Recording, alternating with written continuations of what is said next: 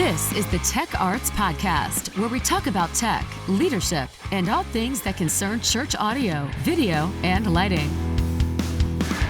Welcome to the Tech Arts Podcast. My name is DL.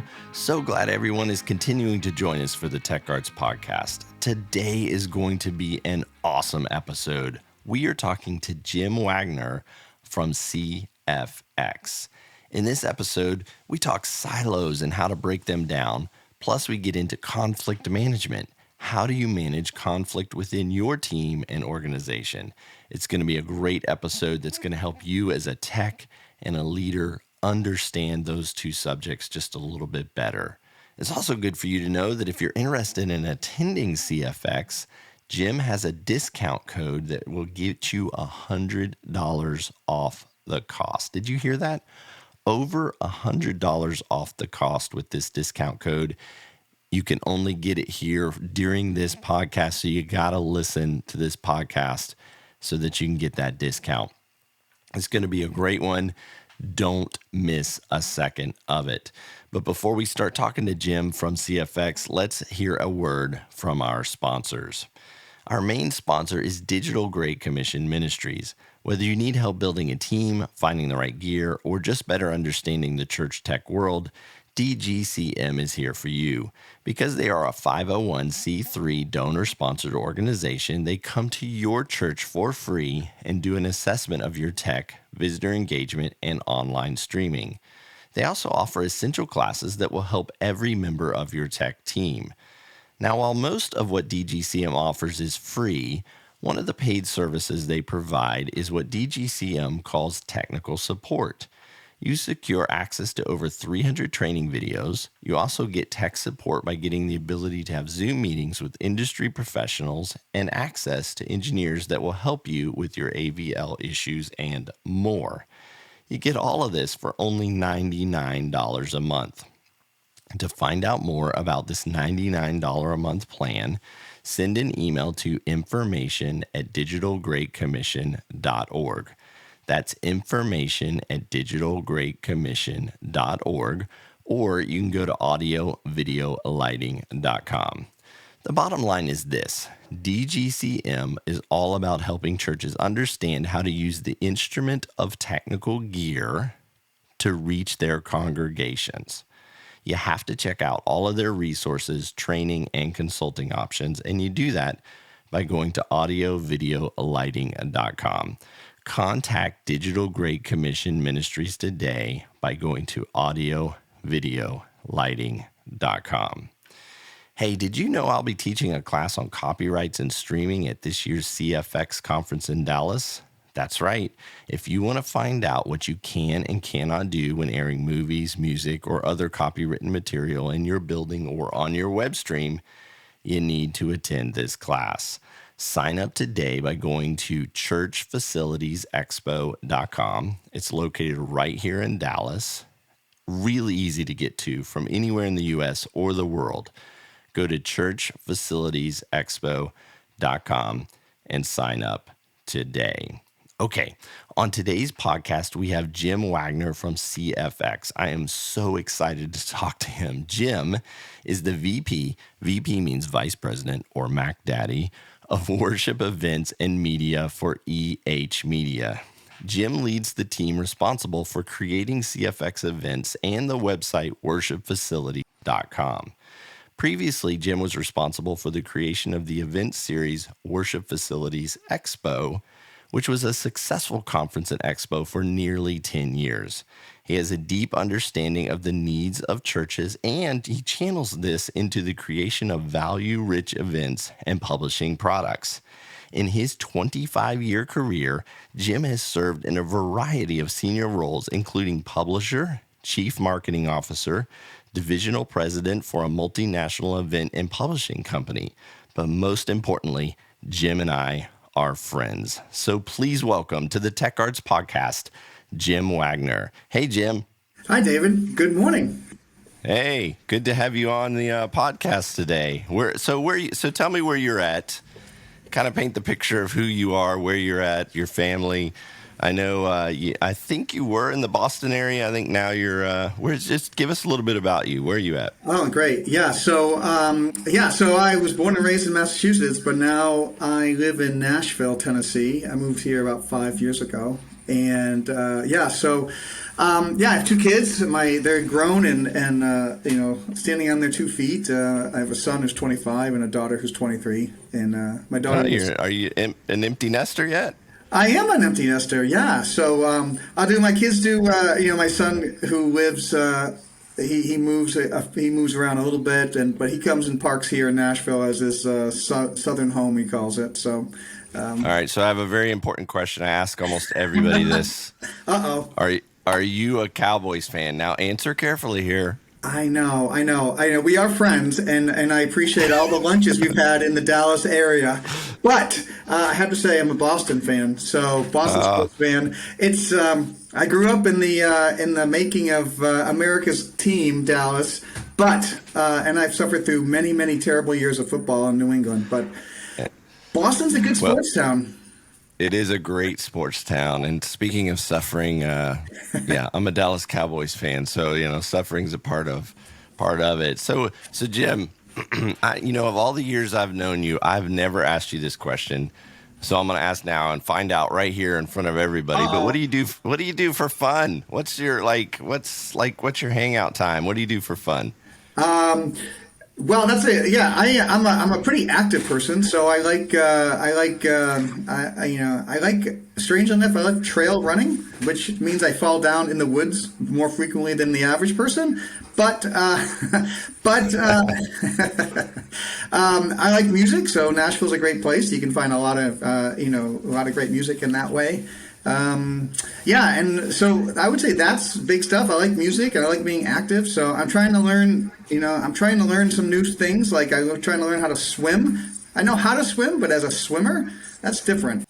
Yeah, competitive swimming's different, but Nashville's great. Like that right downtown area. I've gone down there and it seems like every little restaurant or club has somebody playing live. Nashville's a great city for music and all those things. Have you ever been down there in the downtown area? There's the Lower Broadway, which is heavily touristed, and then there's a number of spots that are outside of that, thankfully, that are a lot of fun. What's great for Nashville is that you can go see a band pretty inexpensively and be home by 11 o'clock. On a weekday. Yeah. And so you can see a lot of interesting music that way. Yeah, for us older guys, that's great. Be home at 11 o'clock. I know, it's perfect. Still have a night out. Yeah. I went to something on a Tuesday night and I'm home by 11 and it's perfect. Yeah, it's awesome. It's awesome. All right, so CFX, I mentioned it in your bio earlier, Church Facilities Expo. For the people that are out there that are like, he just threw a bunch of acronyms at us, CFX. What does this mean? I don't even know if that's the right word. Is acronym the right word? I don't even know. Yeah, but I'm tracking.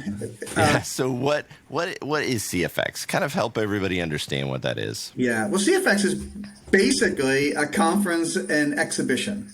So we teach. We have a lot of education around 3 priorities: technology, the facility, and leadership. So we have a really comprehensive amount of education around those areas. And we have a large exhibition. It's the largest exhibition for churches. So in a sense, you can go to a lot of expos, but not so many dedicated just to the needs of a church. And so what CFX tries to do is try to think of the essential elements of running, planning, executing a church, and look at it holistically, knowing that what technology decisions and plannings affect other departments, particularly the building, designing, using the building.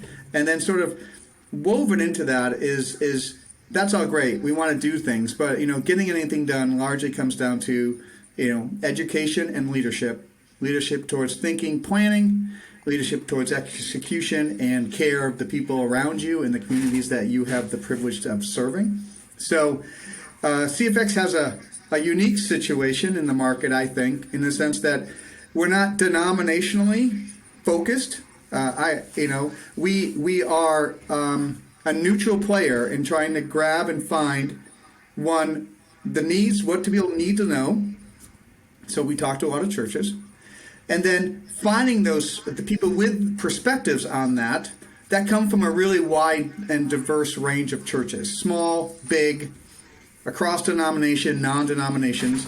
And we think that creates a opportunity for churches to learn outside of their normal channels of where they're getting their information. Maybe similar to your podcast. Your audience hits a really diverse group of people, and that's the beautiful part about it. There's a great mosaic of churches. So many of them, and that's awesome. So I mean, you're not targeting Baptists, you're not targeting Methodists. You're essentially it's a place for all churches to come, learn, understand. The word I like to use is you kind of curate all these different manufacturers, people who teach, leaders, and you bring them all to one location so the church can come there, or the technician, the leader, the pastor, whoever it is. They can come there and kind of get it all in a 2 or 3 day experience that allows them to get what they need, how they need it, and not necessarily it's not a conference that's for rock and roll church or for traditional church or however you may describe it. It's for all churches. Like, for example, I'm speaking at WFX. I have a class on copyrights and streaming, and that kind of talks to churches that are streaming and doing things like that. But if you're not streaming, which I don't know what church is not streaming nowadays, but if you're not streaming, there's things for you at CFX as well. Is that kind of cover what you guys are? Yeah, I think curate is a good word. And if a church is trying to solve something, and usually a church is trying to solve multiple things. Every year they have something they need to solve or improve upon. And so we curate in a way that ideally a team, whether it's a tech team or it's a tech facility, it's some grouping of people who they need to learn and want to advance some agenda, learn together. Because I don't think anybody really, this is our history. You can go to an event on your own, you can learn something, get very excited about something, and try to go home and do something about it. And because you're doing it only by yourself, it's probably going to be much, much more difficult than if a group of people mutually understand what they're trying to do and go home collectively with an idea how they're going to do it. Those churches have bigger impact because, you do it on your own, you're going to have to go back and convince people it's a great idea. But if you've got other people that you're able to hang out with and kind of see and commiserate with, we'll put it that way. If people that you can talk to that are saying this is the same struggle I had, this is how I fixed it and resolved it, and you take that back to your church, it makes things easier. I mean, that's kind of life, right? When you understand and do it in community, things are a lot easier. So, Jim, your role at CFX, I noticed it said VP. So I think I like calling you Mac Daddy, right? You're the Mac Daddy of CFX. I guess so. You don't. I'm going to use that as a title. Yeah, I'm Mac Daddy. So my role is to with the group. I have a great team. We all work collectively. Is to identify and curate the content and bring it and serve those churches. So as the event producer organization, our job is to create a great product that people want. So our team is strong but small. We work really hard through the year to try to understand what churches want to do or what things change, right? Things change. When we first met, it was about technology. Wow, what is it? What can it do? Right? That was a wow, right? Holy cow. But now, pre and post pandemic, it's different. The priorities are different. I mean, now it's not sure what does this do, and like you said, streaming. Like, sure, everyone's doing it, but now it's how do we do it better and be more effective, and how does that play into a digital ministry, like outreach and engagement and just connection? How does that? That's the next sort of riddle for churches. Is that? Yeah, no, it's it's how do you reach people online, but yet still fulfill the biblical Great Commission, which is go into all the world, reach people. And I think online does a lot of that, but there's still something about the gathering of the saints, and the Bible says the saints should gather together. And so, it's that balance. Like, how do you reach people online? How do you use technology? But then the content and the gathering and the co-mingling of the saints, how do you keep those two things? I think that's where technology is trying to figure that out right now. From my opinion, that's where everybody's at. Everyone's at, yeah, because everyone is streaming. But it's so much easier to find whatever you want for a sermon or a message somewhere. But that doesn't mean you're connected to a community. People are have not returned to church at the same rate pre-pandemic to now. That's a challenge. It's a challenge to bring them back into the building. People's behaviors change, things like that. So the building, right? So now we have a big tech. Tech is a big deal, but it's got to be always a tool towards whatever the ministry goals are for that church. It's only a tool. It can get out of balance sometimes, right? It can seem like it's out of balance at times, but it's just one tool. Yeah, it's a tool that you use. I like to call it an instrument of worship. It's an instrument that the church wants or needs to use in order to help reach people for Jesus Christ. Back in the day, a long time ago, the church was the leader in terms of creativity and art and things that would bring people into the buildings. And I think we've lost that a little bit.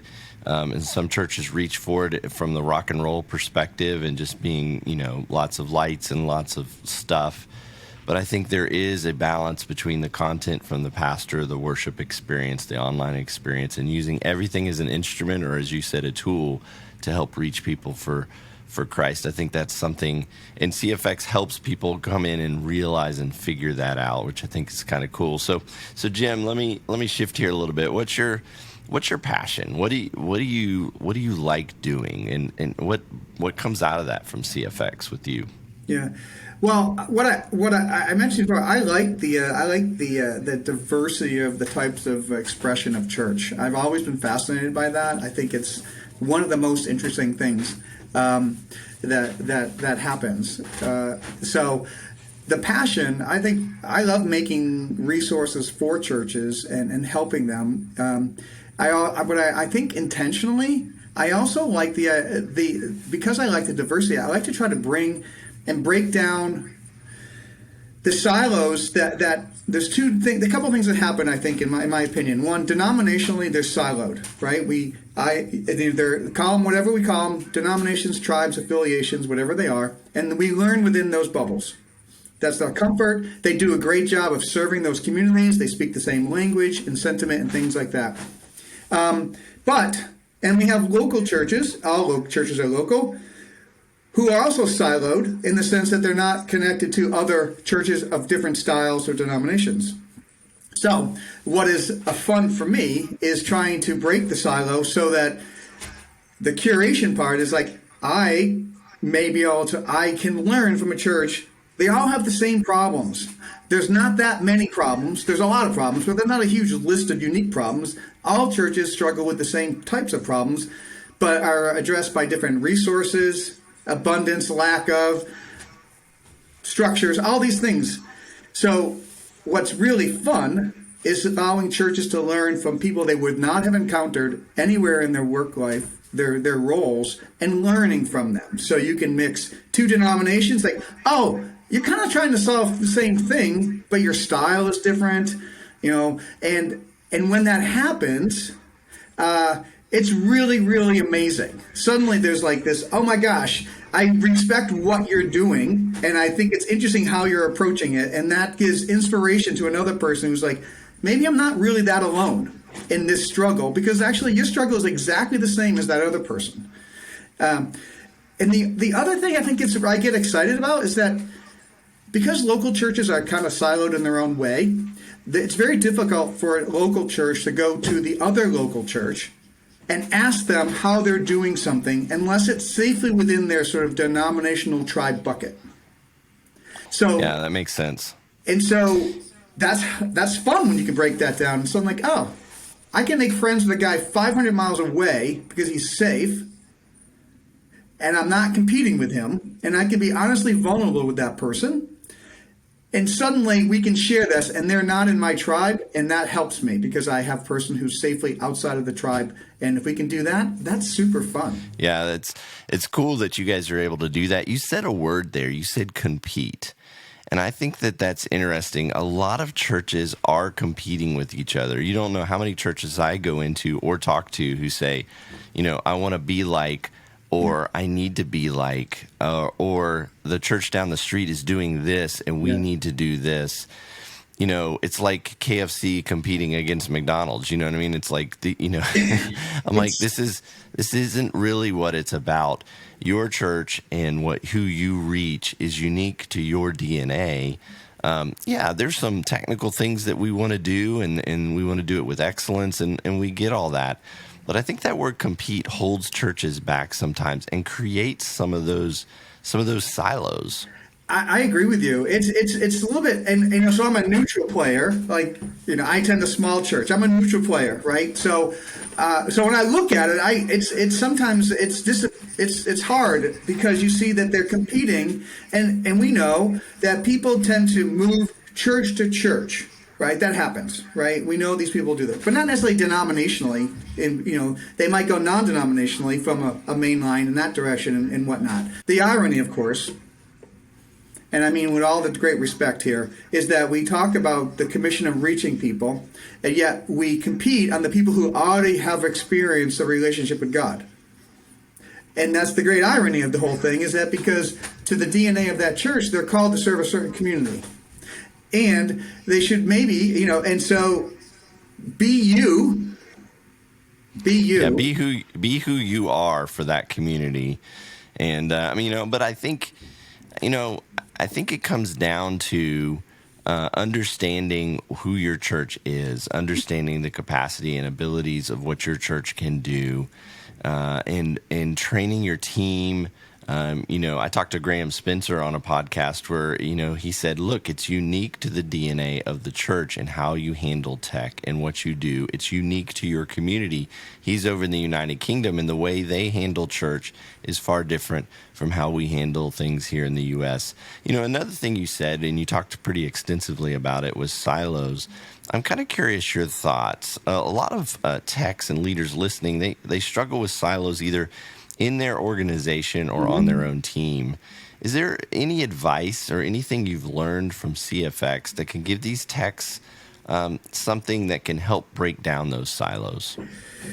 Well, we know that churches behave and operate differently than sort of corporate environments. There's a different reason they're there, and that's really, really important. But within that, you also have the opportunity to align to sort of the mission of whatever that the group the team you're in, right? So if as a tech leader, team strength is really important.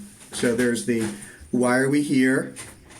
That tech leader has a challenging role in the sense they need to be able to create a tech team that is determined and focused and towards the goal and mission of that team.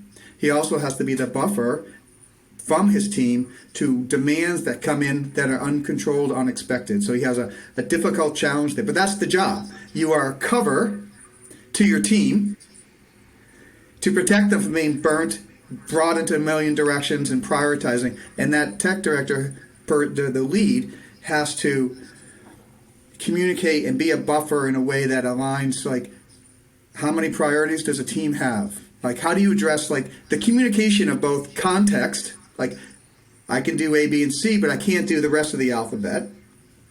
And the relationships, I guess, really, I think particularly within a church environment, the relationships are the glue. The relationships going up, the relationships going down is the glue that allows a team to sort of weather conflict and defeat silos. So if audio is separated from video, if there's like mini pockets, that team leader needs to sort of find a way to bring people to create enough relational dimension to allow conflicts to occur that are healthy, but always in the context of what we're trying to accomplish. So I want my way. Okay, that's great. Everybody wants their way. One thing that I like to say about silos is, and I think this is true in life as well, is a lot of times you need to see it from the other person's perspective.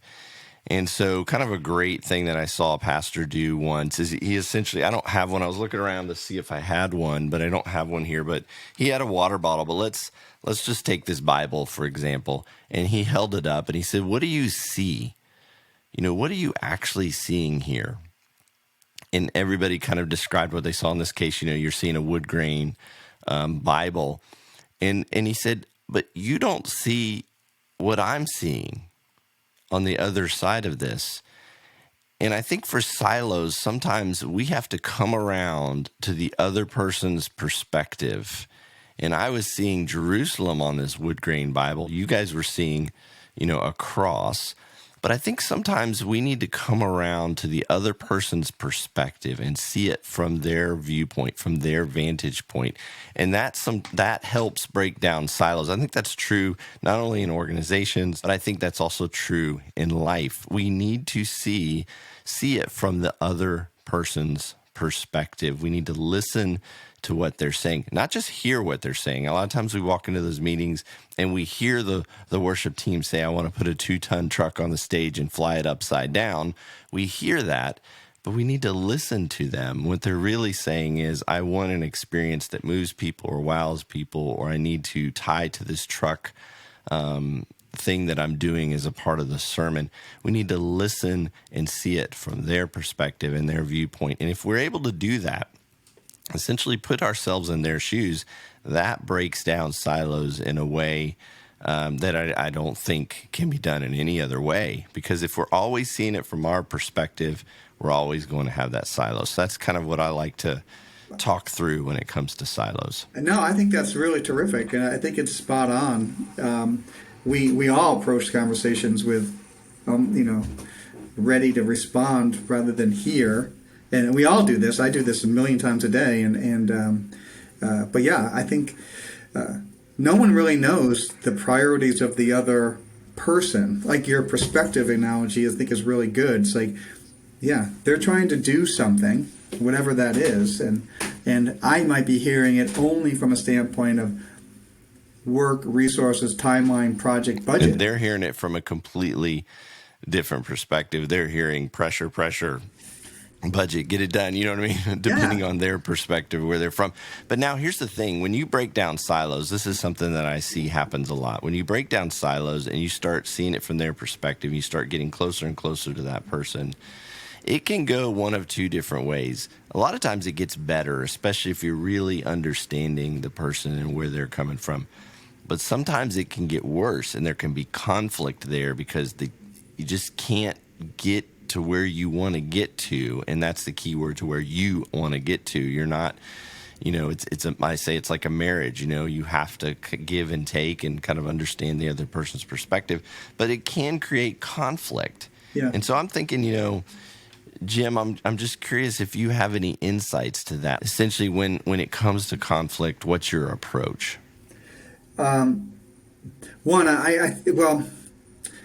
Calm is contagious. So as a leadership thing in conflict, being calm is incredibly important, even though I might be feeling something else on the inside. So that allows for me a time to just pause. If I can just not react, but take that moment to stay calm, because emotions run in a conflict. They just do. They're just right. And so in somewhere between in a conflict, now it all depends. So I'm going to say a caveat here. Positional power is really important in a conflict. Right, in the sense that if you have authority over me, then you're gonna probably get your way, right? So this is a tricky element, but within that, conflict is like, what are we trying to solve? Is a good way to reframe something. It might vary on scenario, but essentially, if it's an employee to an employer, what is the conflict about? And sometimes it's just someone's going to stamp their feet and they're going to say, "I want my way," and that's usually the boss. But in relationships, a conflict that might be sort of, let's say, nearly parallel, what is the problem we're trying to solve? What is the thing we're trying to solve? And what is the outcome we're trying to achieve? I tend to try to reframe like we're trying to solve X. And then get us to agree on that. And what do we think is an outcome we're trying to get to? Sometimes can allow the dialogue to be, okay, it's not just me getting my way or me feeling I'm being run over or me whatever or whatever. What is it we're trying to resolve, solve, and make better? Sometimes it's simple as saying, those are all really important things, but really let's swing back to what it is that we're trying to get accomplished. What is the thing? And if the thing is timing, resourcing, whatever these things are, at least we can agree that what are we trying to solve? And it takes away like, I just want my way. Yeah, I think there's a word you used there, reaction. You used the word react. And I think a lot of times when it comes to conflict, especially in today's world and especially in politics, people react. And for years, I said, don't react to the conflict. And now as I've gotten older, I realize it's don't overreact to the conflict. And essentially, what you said there was key. Take a beat. You know, a lot of us have heard when you get an email and you're really mad at the email and you're reading tone into the email, don't respond for 24 hours, sleep on it. You know, we hear that, hey, sleep on it. That's essentially the same conflict management advice, which is don't react to what you're hearing, don't overreact to what you're hearing. And something you said there, Jim, I think is really key. Ask questions. Now, not questions that are snotty in attitude in a way to, kind of piss everybody off, but ask questions in a way to help you understand the goal. Because if we, in a company or in an organization, if we understand the goal and the micro goal and kind of where things are heading and what they're trying to do and accomplish, then I think that starts to de-escalate the conversation and bring things back to a point of, reference and where we're going. And once we get into that conflict. And so a lot of times with conflict, it's already gotten out of control, right? When we say conflict, you've already butted heads with the person. And so it takes one side to say, okay, hold on. I see this is, we're starting to get upset. We're starting to kind of get hot about this. Let me ask you a few questions. Where are we trying to go with this? What are we trying to do? Yeah. Now, there are some circumstances where your boss can't tell you, like he's, and you have to understand that in a boss-employee relationship. Sometimes he just can't. And you have to understand that, hey, I've made my case. I've, kind of weighed where I think things need to go and what they need to do. Now I need to take it, and it's my mission to make sure it's carried out with the team as if it was my idea. Yeah. But I think for the basics of conflict management, you hit the nail on the head. Don't react to what you're seeing or don't overreact to what you're seeing and hearing, and ask some questions that gain understanding for you so you can see the perspective of the other person and understand the goal. Yeah, a lot of times I think your point about some people can't describe what they want.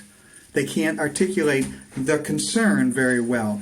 And so that comes out in a lot of things. Comes out in like a great example is like anything visual, like graphic design, visual, video, things like that. That's a great example of people don't know really what they want, but they can see something and say, I don't like it. Right? Yeah, that's right. I mean, it's creative. Like I've heard the statement all the time.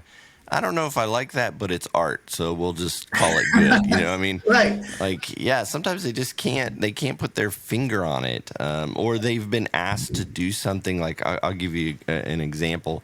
Leadership says, hey, we want to make sure that this is a black and white series and our look is all black and white. And as a creative, you're saying, no, I want to do color. Well, your leader may not be able to tell you why they want it black and white, but it needs to be black and white. And that's the end of the discussion at that point. And then the pastor comes out and he does something on the platform that talks about black and white and color and, the perspectives and things of that nature. And then everybody goes, oh, I get it now. But with a team of 25 people, sometimes you just have to hear what's being said. And even though there may be conflict there and you think it should be done differently, you ask the questions, you kind of get to the goal, try to get the information, but then you have to just go and execute. Yes, and I think that some conflict. So conflict by itself is not bad. It actually can be quite healthy.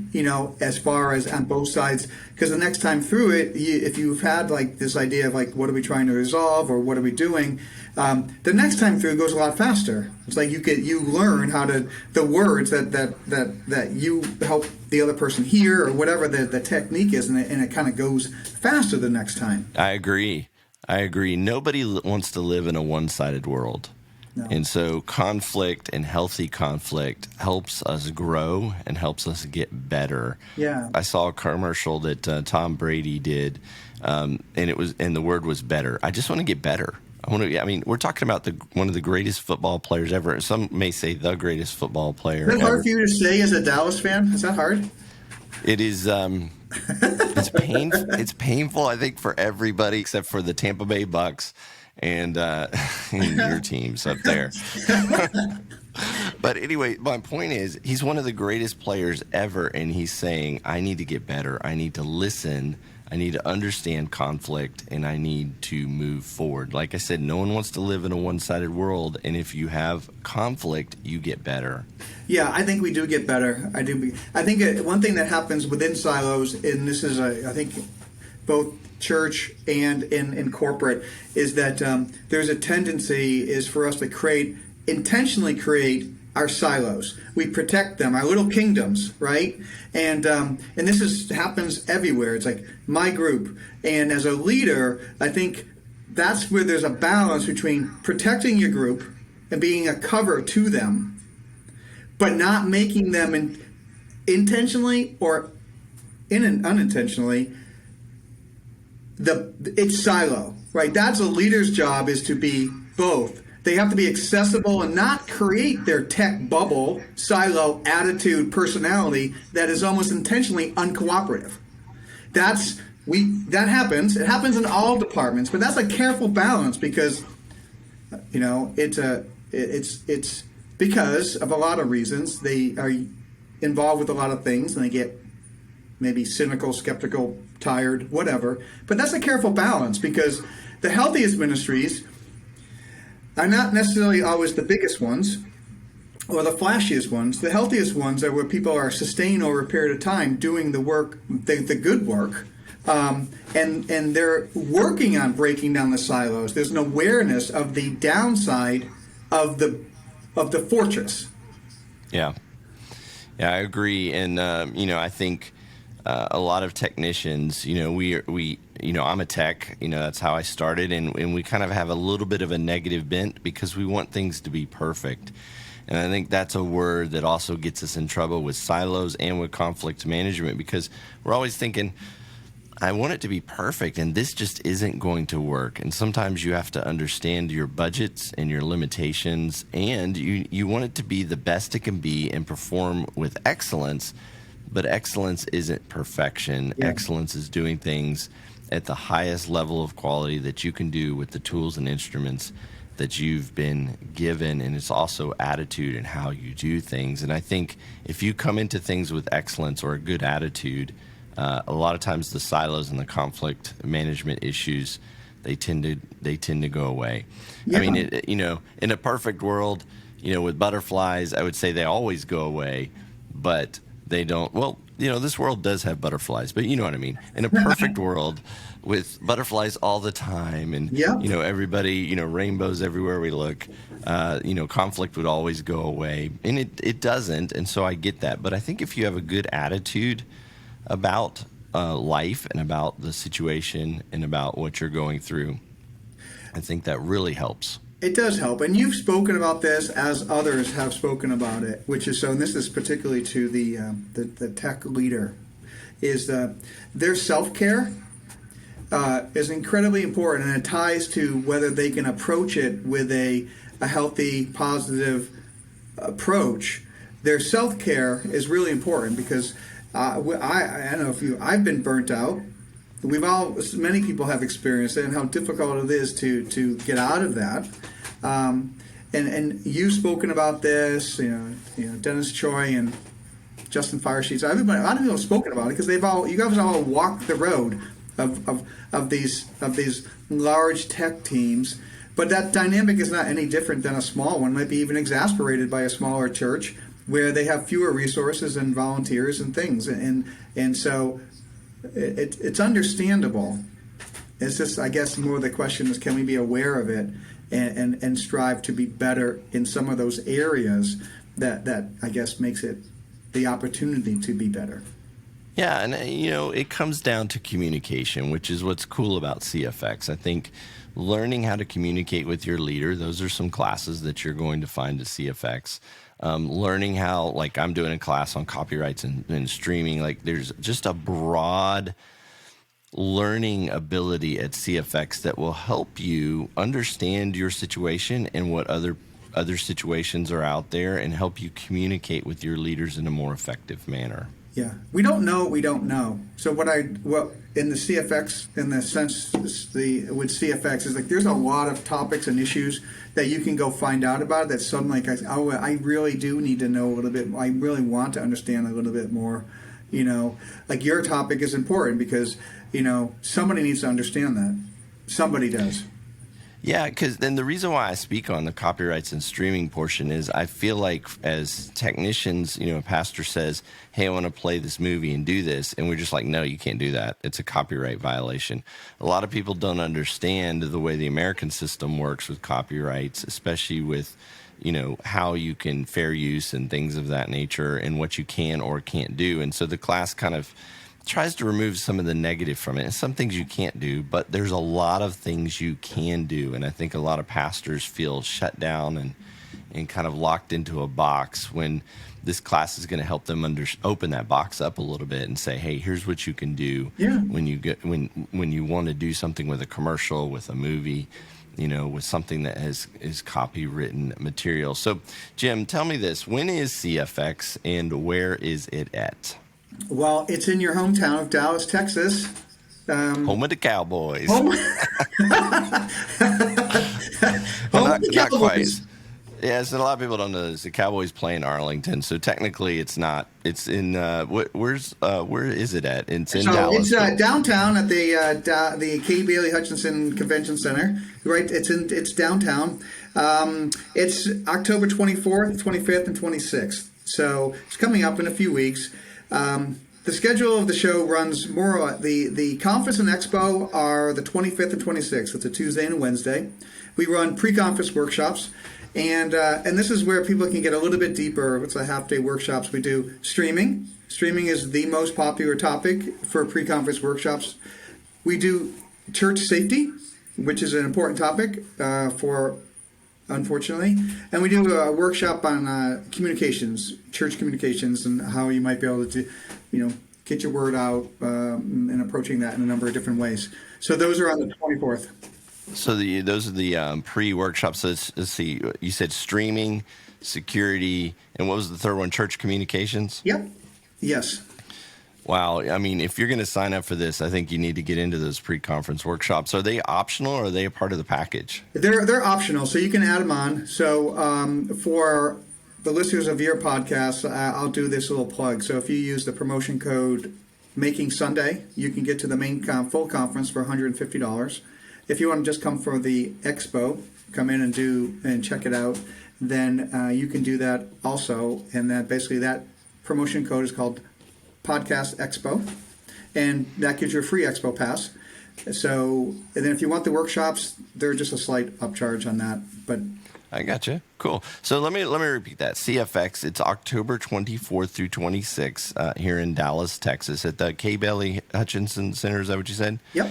Yeah, right in downtown. There's a pre-conference workshops that you guys want to take advantage of, which is on streaming, communication, and security. So make sure you look at that. But the main conference and expo is October 25th and 26th. And thank you, Jim. If you guys want to sign up now, you can use the promo code Making Sunday. So thank you, Jim, for making that available to us. You get the full conference pass for just $150. Is that correct? That's correct. Yeah, so let me say that again. Use the code Making Sunday when you sign up, and you get the full conference pass at a discounted rate of $150. So, Jim, if they didn't use that promo, how much does it normally cost? $275. $275. So you're getting over $100 discount by using that code, Making Sunday. Save that money, use that code, and you go to church facilities. Make sure I get this right. You go to churchfacilitiesexpo.com to sign up. Is that correct? That is correct. It's a bit of a mouthful, but yes, Church Facilities Expo. And Well, my website is digitalgreatcommission.org. So, I mean, that's massive too. yeah. Church, at least that's why we do audiovideolighting.com to go so everybody can remember it. Yeah. But yeah, there's for the listeners, there's a whole bunch for you and your team. And if you have a team, the website has an email. Email us, and there's a bigger discount for teams who want to come. But if you, I mean, this is a shameless plug, but I think it's important for churches to take advantage of opportunities to learn from others and to see and experience what we don't know. It's not a question of like finding, I'm competing against somebody else. It's just a question of what are you trying to resolve and solve and improve on. And I'm quite sure that you're going to be able to find insights and connection to people who can offer you some guidance or just an idea. Yeah, I know I have when I've attended. So go to churchfacilitiesexpo.com, put in the code Making Sunday, all the details. If you have teams or whatever, there's different options. You can go there. Again, the website, churchfacilitiesexpo.com. Jim, it's been a pleasure having you on the Tech Arts Podcast. I'm so glad you were able to come on, man. Thanks, man. I really appreciate it. We have to do lunch when we're together, but it's so good. I appreciate the friendship and the things that you're doing. It's just terrific. Yeah, thank you, man. Yeah, we definitely have to do lunch. Anytime I can get a meal out of Jim, I definitely take him up on that. I think actually it's my turn to pay this time. I think we go back and forth this one. So I probably shouldn't have said that. He's going to go to a big restaurant. And we'll have fun either way.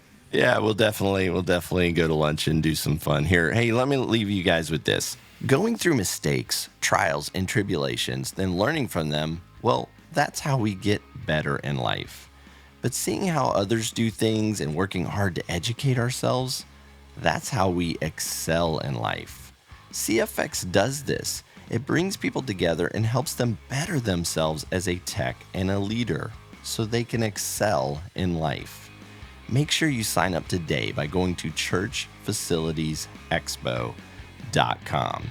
I can't wait to talk to you on the next Tech Arts Podcast. I'm David Leuschner, signing off by wishing you a great day and praying God blesses every moment of your week. See you soon. You have been listening to the Tech Arts Podcast, presented by Digital Great Commission Ministries. DGCM is a 501c3 nonprofit that was started to help churches with all things technical. Whether you need help building a team, finding the right gear, or just a better understanding of the church tech world, DGCM is here for you. Find out more about our free on-site visits, reports, and consulting by going to audiovideolighting.com.